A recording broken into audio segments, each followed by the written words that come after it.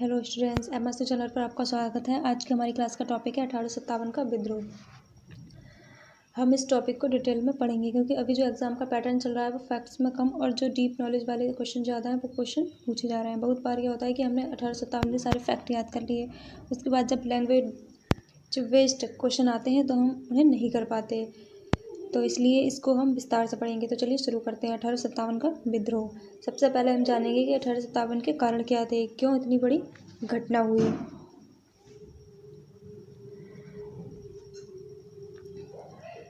तो सबसे पहले हम जानेंगे कारण। सबसे पहले हम तात्कालिक कारण के बारे में जानेंगे। तात्कालिक कारण क्या था? तात्कालिक कारण यह था कि चर्बयुक्त कारतूस का प्रयोग। चर्बयुक्त कारतूस का प्रयोग करने से भारतीय सैनिकों ने इनकार कर दिया था, क्योंकि सैनिकों को इन राइफलों को लोड करने से पहले कारतूस को मुंह से खोलना पड़ता था। इन कारतूसों में गाय एवं सूअर की चर्बी होती थी।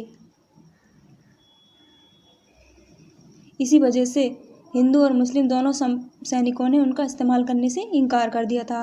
अब हम जानेंगे सामाजिक धार्मिक कारण के बारे में।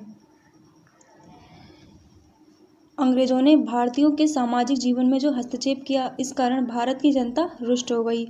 लॉर्ड विलियम बेंटिक ने सती प्रथा को गैरकानूनी घोषित किया।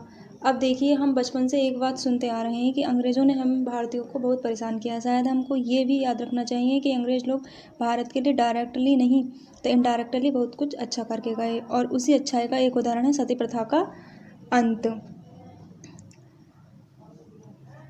जो कि बहुत ही खराब प्रथा थी। और इसी प्रथा में क्या होता था कि अगर पति मर जाए तो उसकी चिता पर पत्नी को भी जिंदा जला दिया जाता था। इस प्रथा को खत्म करने में दो व्यक्तियों का बहुत बड़ा योगदान है। एक तो वो जिसकी आप तस्वीर देख रहे हैं, राजा राम मोहन राय, और दूसरे लॉर्ड विलियम बेंटिक। इन दोनों के संयुक्त प्रयास से सती प्रथा पर सन 1829 में रोक लगा दी गई।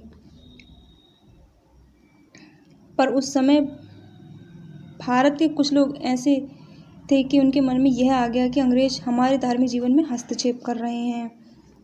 सती प्रथा को खत्म करने से अंग्रेजों के प्रति भारत के लोगों के मन में गुस्सा बढ़ने लगा।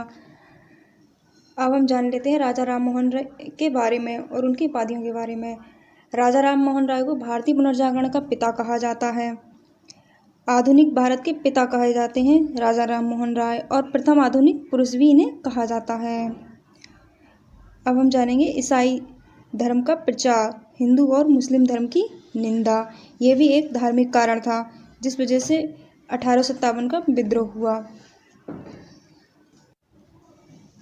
ईसाई धर्म के प्रचारकों ने खुलकर हिंदू धर्म एवं इस्लाम धर्म की निंदा की। वे हिंदुओं तथा मुसलमानों के अवतारों, पैगंबरों एवं महापुरुषों की खुलकर निंदा करते थे। सेना में भी ईसाई धर्म का प्रचार किया गया। ईसाई बन जाने पर भारतीय सैनिकों को पदोन्नति मिलती थी। सरकारी विद्यालयों में बाइबल का अनिवार्य रूप से अध्ययन करवाया जाता था। मिशनरी स्कूल में पढ़े भारतीय का अपने धर्म से विश्वास उठ गया तथा खुलकर उसकी आलोचना करने लगे, जिससे भारतीयों में गहरा असंतोष हुआ, जिसने विद्रोह का रूप ले लिया। अब हम जानेंगे विधवा पुनर्विवाह अधिनियम 1856। विधवा पुनर्विवाह अधिनियम लॉर्ड डलहौजी के कार्यकाल के दौरान परिचय किया गया था। यह अधिनियम मुख्य रूप से पंडित ईश्वरचंद विद्यासागर के प्रयासों के कारण पारित किया गया था। लॉर्ड कैनिंग ने इसे पारित किया। 1856 की वजह से हिंदू विधवाओं को एक नया जीवन मिला है, और एक ऐसा जीवन जो समाज कभी अपनी मर्जी से उन्हें नहीं जीने देता। अगर आपसे पूछा जाए कि विधवा पुनर्विवाह के संस्थापक कौन थे, तो आप बताएंगे ईश्वरचंद विद्यासागर। अगर आपसे पूछा जाए एग्जाम में कि ये अधिनियम किसने पारित किया, तो आप बताएंगे लॉर्ड कैनिंग, और ड्राफ्ट तैयार किया था इसका लॉर्ड डलहौजी ने। जानेंगे इनके आर्थिक कारण। वर्ष 1757 से 1857 तक अंग्रेजों ने भारत की कृषि, उद्योग, व्यापार, भू राजस्व प्रणाली पर अपना पूर्ण अधिकार स्थापित कर लिया था।